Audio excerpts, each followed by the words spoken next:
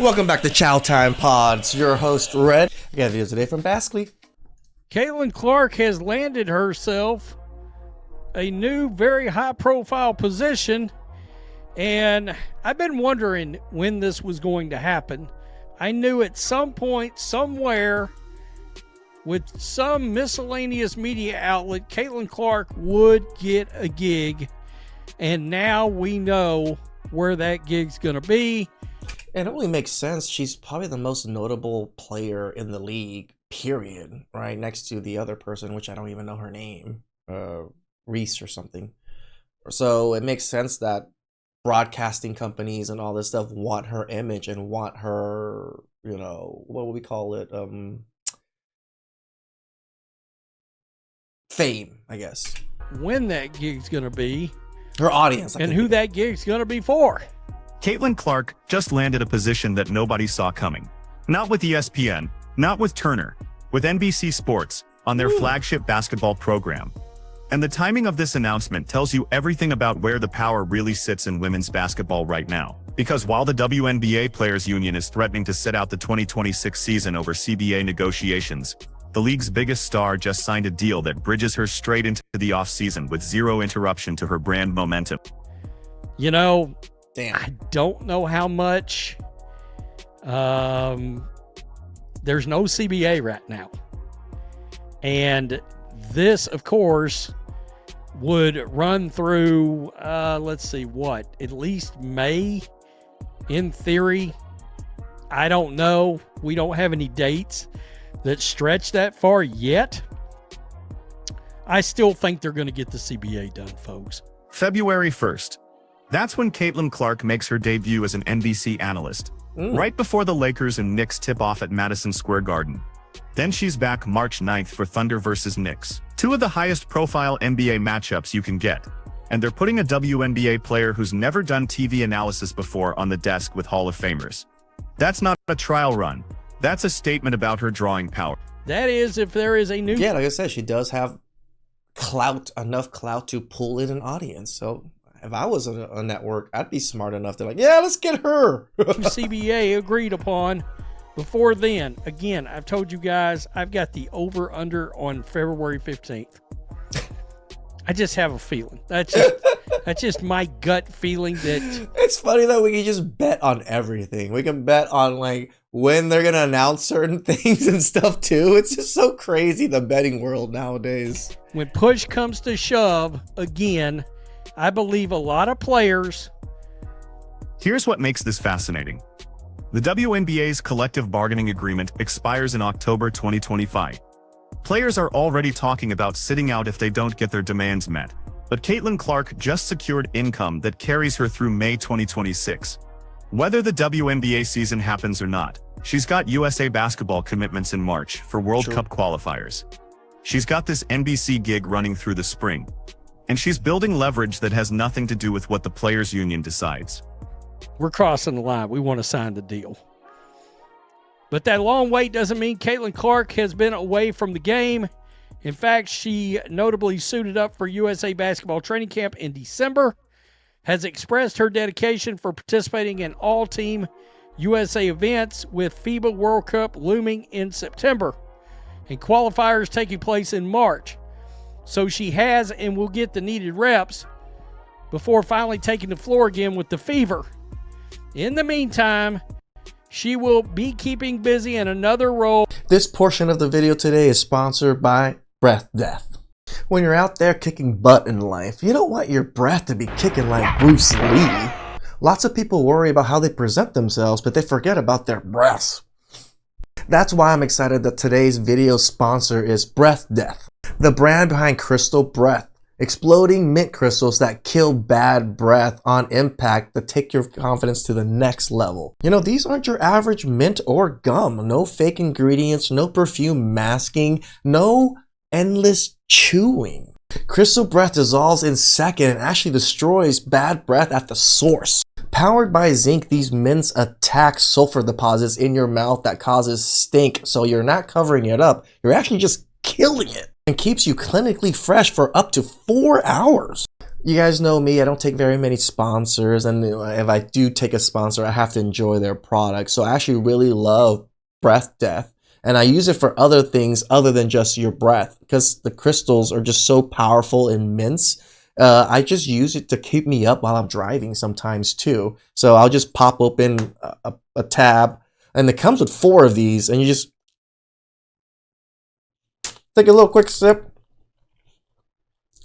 And you hear the popping immediately, and you feel the mouth just like feeling getting cleaner. It's like candy, but mints at the same time. It's really interesting. Because Breath Death is the sponsor of today's video, they're offering my viewers an amazing deal. When you click the link down below or scan the QR code on the screen to subscribe to the 8-2 pack, you'll get their regular 15% off, plus free shipping, plus an additional 10% off for just watching this video. It's an exclusive deal you won't get anywhere else, so click that link to start your mission to kill bad breath. NBC didn't just hire her to talk basketball. They hired her because she moves needles. Sunday Night Football is their crown jewel, and Football Night in America is the pregame show that sets the table. Now they're launching Basketball Night in America with the exact same format, and Caitlin Clark is joining Maria Taylor, Carmelo Anthony, Vince Carter, Tracy McGrady, and Reggie Miller on the panel. That's not padding a roster. That's putting her name alongside legends. Yeah, I was gonna say that's some names. Believe she belongs there. I didn't know any of the female names, but wow, some names. Wow. So this would be akin to, they have Sunday Night Football, and it starts with a pregame show called Football Night in America. I didn't know they were creating Basketball Night in America. But here I actually watched the Football Night here and there because I'm trying to get into football, trying to learn a little bit more, you know. we are. Think about what Connect with NBC friends is a little really better. buying here. They just secured NBA broadcasting rights, starting with the 2025-26 season. They're also broadcasting WNBA games, and the one player who can bridge both audiences, who can bring casual fans into women's basketball and women's basketball fans into NBA coverage, just became their employee. This isn't about her I would assume most WNBA fans are also fans of the NBA. I don't see that not being a thing. basketball IQ, though that's obviously elite. This is about her ability to make people care. Despite his limited role, simply having Jordan as part of the coverage created buzz. NBC is surely hoping Caitlin Clark's involvement will do the same. Of course, Caitlin Clark is expected to offer unique insights in assuming the analyst role for the first time, and her basketball IQ cannot be questioned. So the transition will be a seamless one for the Indiana Fever's star point guard. NBC will also have WNBA coverage for the upcoming 2026 season, so Caitlin Clark will surely appear in more than just... Sam Flood, NBC's executive producer, called her one of the most captivating players and dynamic scorers in basketball. Not in women's basketball, in basketball, period. And that You guys can decide on that statement. I thought it was a little much, but okay. phrasing matters, because it signals how NBC plans to position her. She's not being presented as a novelty or a diversity hire. She's being presented as someone who understands the game at the highest level and can communicate. Is being the best WNBA player really you understanding the game at the highest level? Because I don't even think you can compete with average NBA players, even at the top of your WNBA game. That to viewers. But here's where it gets complicated. Caitlin Clark's injury ended her 2025 season in July. The 2026 WNBA season is supposed to start in May. That's a 10-month gap, assuming there even is a 2026 season. And during that gap, she's staying visible, staying relevant, and staying paid through endorsements. USA Basketball, and now this NBC deal. Meanwhile, other WNBA players are watching their off-season income opportunities remain limited. Let's go over here. This is the official from NBC Sports, the press release. And it basically does say the same thing. However, Caitlin Clark is going to join the studio team of Maria Taylor, she also hosts Football Night in America with Chris Sims and Mike Florio, Rodney Harrison, Tony Dungy, and Jason Garrett. Carmelo Anthony, Vince Carter, and Tracy McGrady for pre-game commentary.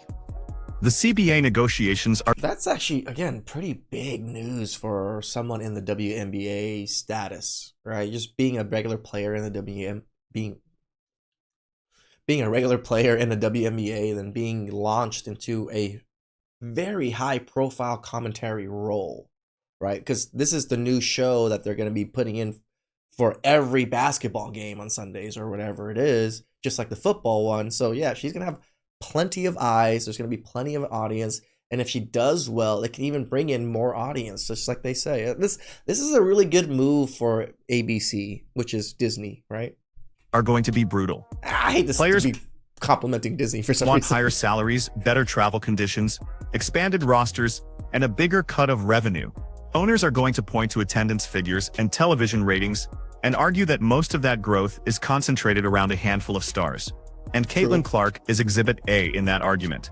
The Indiana Fever went from afterthought to must-see television in one season because of her. NBC knows it. ESPN knows it. And every NBC. team owner in the league knows it. So when NBC announces they're putting her on their flagship basketball show before she's played a single game as a professional analyst, they're making a bet. They're betting that her name recognition and fan loyalty... See, but it might be a bad bet too, right? She may have the recognition and all that stuff, but she may not do that role good. That's the other downside that this could happen. If she's a horrible commentator, yeah, she knows how to play the game, but she might not know how to like speak during the game as things are going on. It's gonna probably not do so well if that's the case. Loyalty translates across sports. They're betting that people who tuned in to watch her play will tune in to hear her talk. And they're betting that her presence legitimizes their basketball coverage in a way that matters to advertisers. So that's very interesting. By the way, you can watch these online at Peacock, on the Peacock app, which is NBC's official app out there. And I've got it because, well, there's some decent stuff on Peacock. There's movies. I use my best friends. Old You guys know me, Leecher. series I watch on there, and WWE Saturday Night Main Event is on there. Now let's talk about what this means for her positioning during CBA negotiations. The WNBA Players Association has to present a united front if they want leverage against the owners. But Caitlin Clark just demonstrated that she has options that don't depend on the WNBA season happening. She can make money through media. She can make money through USA Basketball. She can make money through endorsements. I thought like the Olympic teams don't get paid that much, or the Olympic players or Olympic participators. And if the players' union decides to hold out for a better deal, she's not facing the same financial pressure that most players would face. Makes That sense. doesn't mean she's going She's to cross rich, a picket or line compared to or everybody undermine the else. union. But it does mean her incentives are different. She's already secured generational wealth through her Nike deal. She's already got mainstream visibility that transcends the WNBA, and now she's got a media career that's launching while she's still in her early 20s. The question becomes, That's the part that I'm like, damn, she's still so young and early, but they're making her a commentator already when she's only played like 1 or 2 seasons of the actual game. That's where I'm like, it still seems like a little bit of a DEI type hire, but I can see why they're doing it, but I don't think she's going to fit the role that well because she's still young when she's starting off at least. So that's just my thought. how hard is she willing to fight for CBA improvements that benefit the middle and bottom of WNBA rosters when she's already operating in a completely different economic reality? Good app. True. I like it. This is interesting. I mean, it's just like not white, but like rich white people telling you, well, money's not a concern. You know, money's not the end all be all kind of thing. And it's just like, yeah, money's important. It's just because you have a lot of it, it doesn't affect you. But for everybody else, $100 hurts. You notice ESPN did not jump in. You know, I don't see anything from USA Network on here. I mean, pretty safe to say they wasn't going to put her on a panel with Elle Duncan, I wouldn't think. Who knows? I mean, you never know with media outlets. NBC, I believe. Here's what NBC is really doing with this hire. They're creating content insurance. If the WNBA season gets delayed or canceled due to CBA negotiations, they've still got Caitlin Clark on their basketball programming talking about the NBA. If the season happens on schedule, they've got the league's biggest star already embedded in their broadcast infrastructure. I see that. Which gives them an advantage when negotiating with her for WNBA game coverage. And if she turns out to be a natural on camera, which seems likely given her comfort level in high-pressure situations, they've just developed a media personality who can carry programming for the next 20 years. The comparison to Michael Jordan is interesting. When NBC brought Jordan into their coverage, it was mostly symbolic. He didn't do deep analysis or regular appearances. He was there to create buzz and lend credibility. But Caitlin Clark is being positioned differently. She's got actual scheduled appearances with specific games attached. She's joining an established panel of analysts who are expected to provide real insight. And she's doing this while she's still an active player, which gives her a perspective that retired players can't match. Think about the pressure that puts on her. She's going to be analyzing NBA players who are at the top of their profession. I can admit, it's probably because she is in the WNBA and it's so not as competitive is why she's able to be in the WNBA and be a commentator at the same time. Because I don't know any NBA players that are able to commentate and play during their, their career. And she's doing it as someone who's still building her own professional career. If she says something insightful, it reinforces the idea that women's basketball players understand the game at an elite level.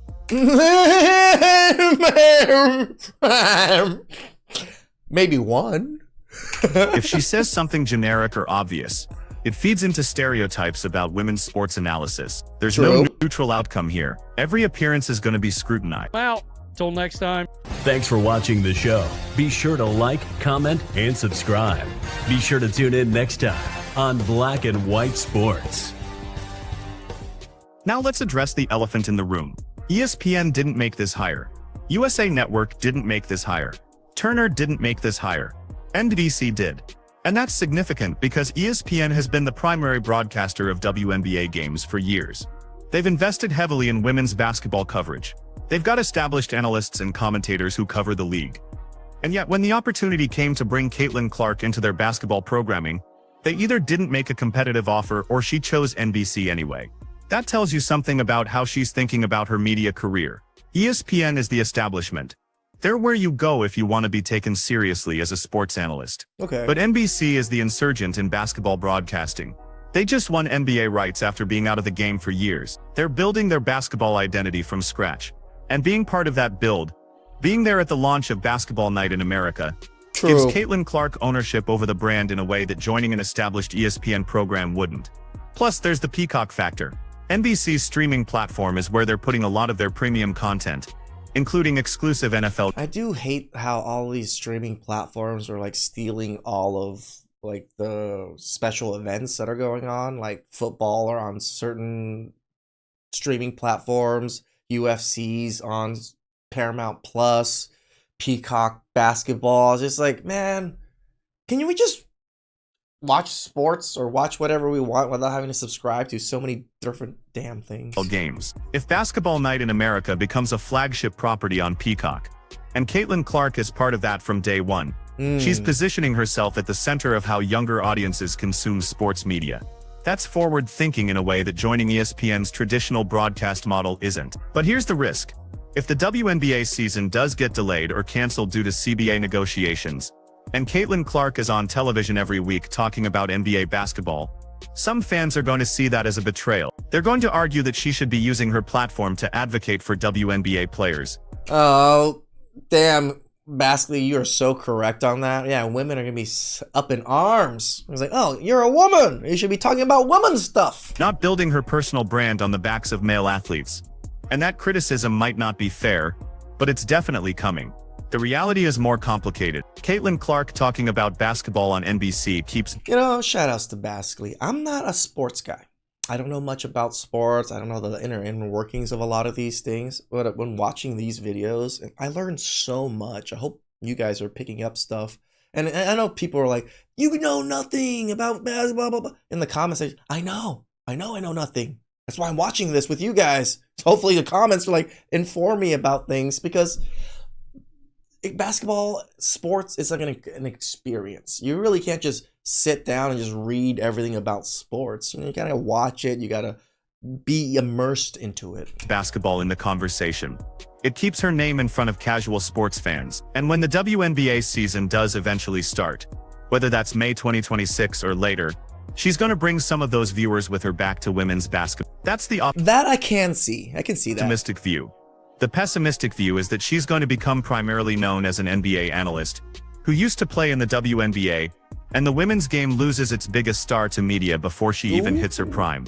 NBC is betting on the optimistic view. They're betting that her WNBA career and her media career can coexist and reinforce each other. They're betting that fans will tune in to watch. Like, I'm watching all these clips of her playing.